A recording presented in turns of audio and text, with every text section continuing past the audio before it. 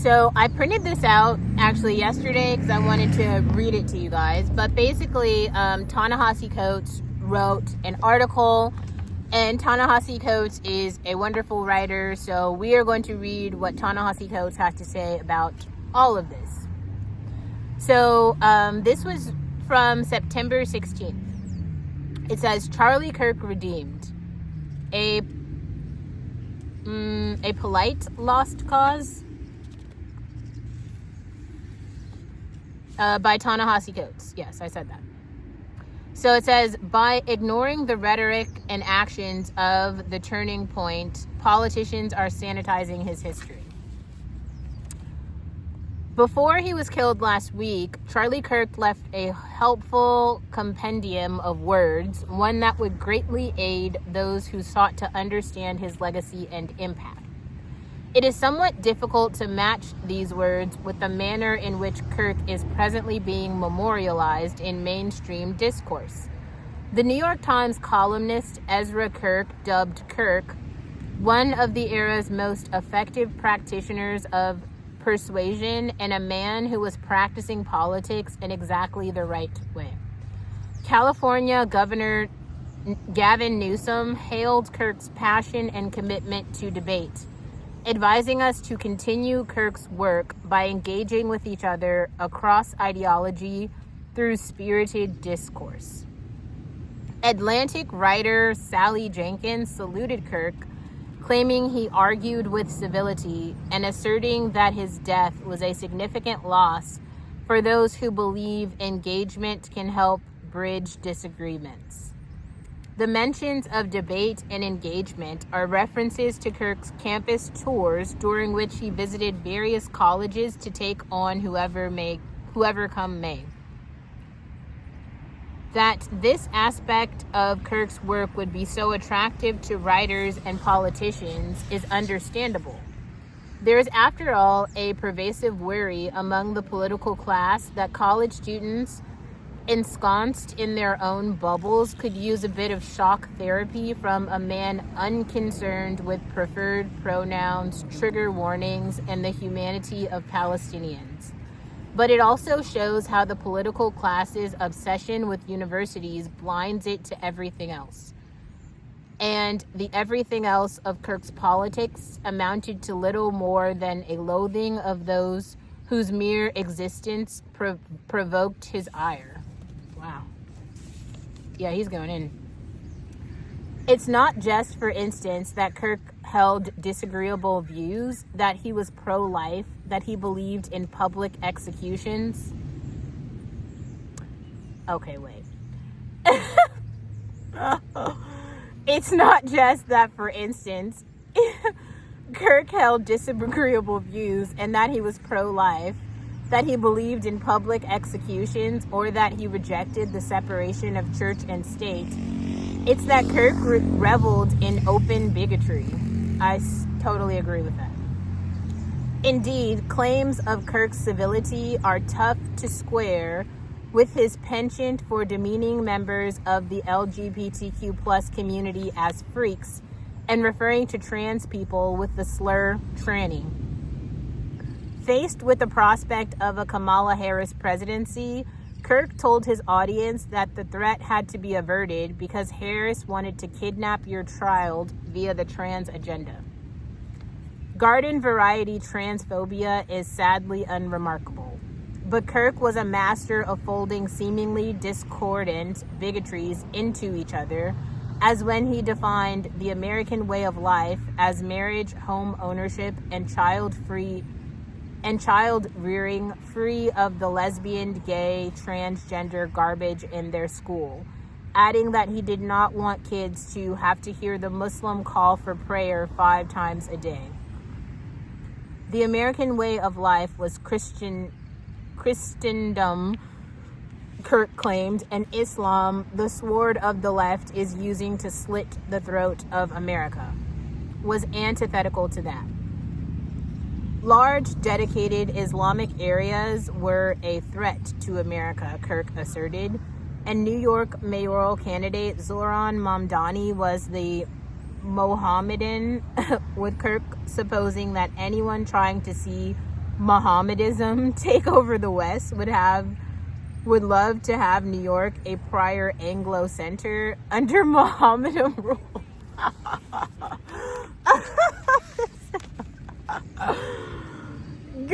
I'm sorry. I should have gone to Howard. Man.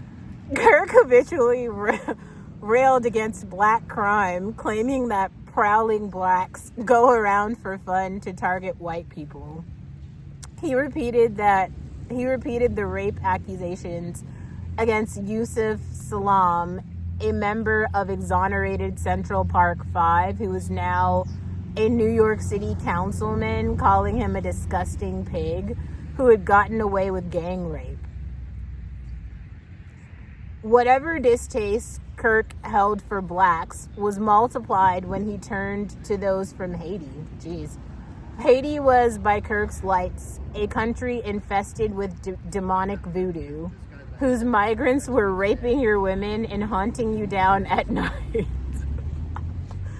These Haitians, as well as undocumented immigrants from other countries, were having a field day per Kirk and coming for your daughter next. The only hope was Donald Trump, who had to prevail, lest Haitians become your masters. The point of this so-called mystery was as familiar as it was conspiratorial. Oh, the great replacement. There was an anti-white agenda, Kirk howled, one that sought to make the country more like the third world.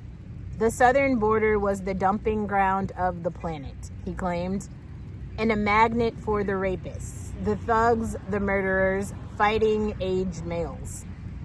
They're coming from across the world, from China, from Russia, from the Middle Eastern countries, he said. And they're coming in, and they're coming in, and they're coming in, and they're coming in. You can probably imagine where this line of thinking eventually went. Jewish donors, Kirk claimed, were the number one funding mechanism of radical, open-border, neoliberal, quasi-Marxist policies, cultural institutions, and nonprofits. Indeed, the philosophical foundation of anti-whiteness has been largely financed by Jewish donors in the country. Kirk's bigotry was not personal, but extended to the institution he founded, Turning Point USA. Crystal Clanton, the group's former national field director, once texted a fellow Turning Point employee, "I hate black people. Like, fuck them all. I hate blacks. End of story." One of the group's advisors, Rip McIntosh, once published a newsletter featuring an essay from a synonymous writer that said blacks had become socially incompatible with other races, and that black culture was unfixable and crime-ridden mess. In 2022, after 3 black football players were killed at another college, Meg Miller, president of Turning Point's chapter of the University of Missouri, joked in a social media message, "If they would have killed 4 more niggers, we would have had the whole week off."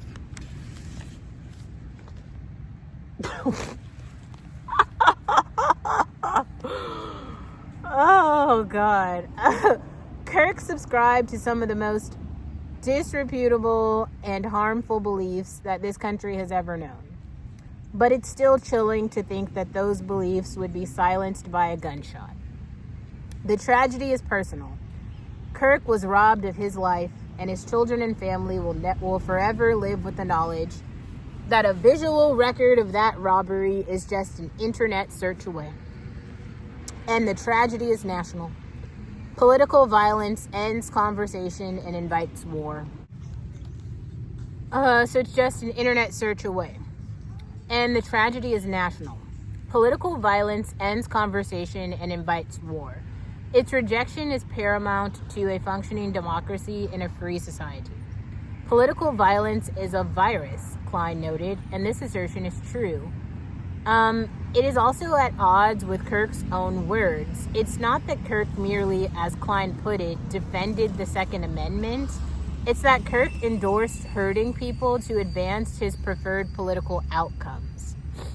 In 2022, when Kirk was frustrated, for instance, by the presence of Leah Thomas on the University of Pennsylvania's women's swim team, Kirk did not call for spirited discourse. Instead, while discussing a recent championship tournament, he said that he would have liked to seen a group of fathers descend from the stand, forming a line in front of Leah Thomas saying, "Hey, tough guy, you want to get in the pool? Because you're going to have to come through us." Mere weeks before his death, Kirk revealed in Trump's deployment of federal troops to D.C., "Shock and awe, force," he wrote. "We're taking our country back from these cockroaches." And in 2023, Kirk told his audience that then President Joe Biden was a corrupt tyrant who should be put in prison or given the death penalty for his crimes against America. What are we to make of a man who called for the execution of an American president and then was executed himself?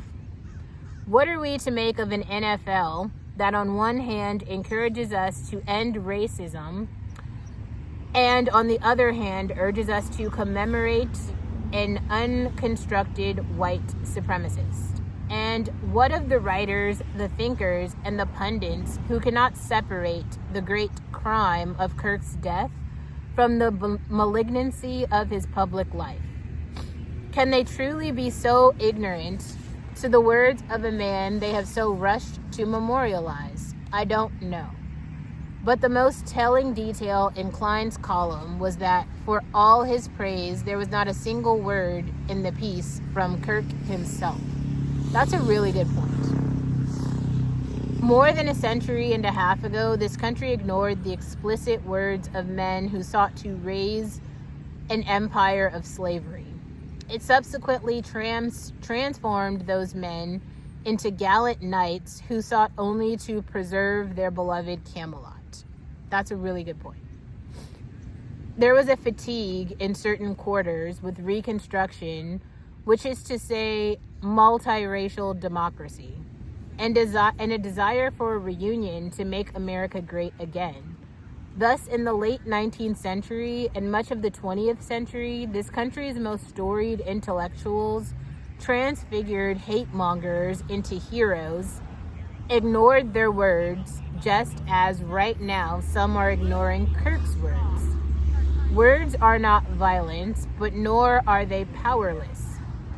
Burying the truth of the Confederacy, rewriting its aims and ideas, and ignoring its animated words allow for the terrorism of the black population, the imposition of apartheid, and the deconstruction of democracy. The rewriting and ignoring were done not just by Confederates, but also by putative allies for whom the reduction of black people to serfdom was the unfortunate price of white unity. The importance of this history has never been clearer than in this moment when the hard question must be asked. If you walk away from the words of Charlie Kirk, from what else would you look away? I think, the first time I read that, this is the third time I read that, I just really feel like it's very difficult for people to ask hard questions. In the same way that some people are not able to separate art from the artist.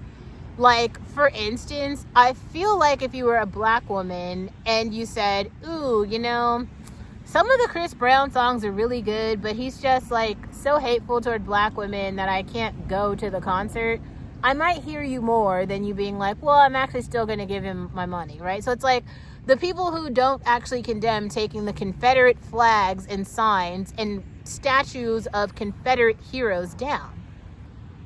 The Civil War did have an outcome. That side lost. Why are you celebrating losers? What is there to celebrate?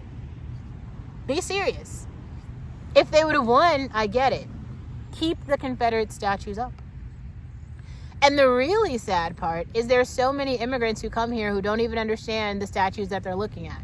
And the hate and terror that those statues represent, and the people who are standing beside them with those same beliefs, looking at you with the same vitriol because nothing changed, right? I think it's wild to hear so many black people specifically talk about taking that man out of context. Nobody took him out of context. Everybody's quote tweeting him. And not even quote tweeting, they're legitimately playing his own clips. There's nothing to validate and there's nothing to prove. When everything you said was hateful and bigoted, nobody has to try to prove that you're a bigot. You just run the clip. And I think the scary part is there's a ridiculous amount of old white people sitting in the country watching this, realizing that none of us will miss them. And we are kind of all looking forward to their death. Because with their death comes the future that we've all been building without them. Without their ideas, without their hate, and without their bigotry. And I think that frightens them. Because even in death, they will not be memorialized. They won't. Their family members will love them alone. We will not all feel bad for the loss. And I think that's terrifying. And that's unfortunate. But ask yourself, what is there to love really about a bigot? What? I think the way that I've been describing it is, even when Hitler died, there were many people who were sad. Think about that.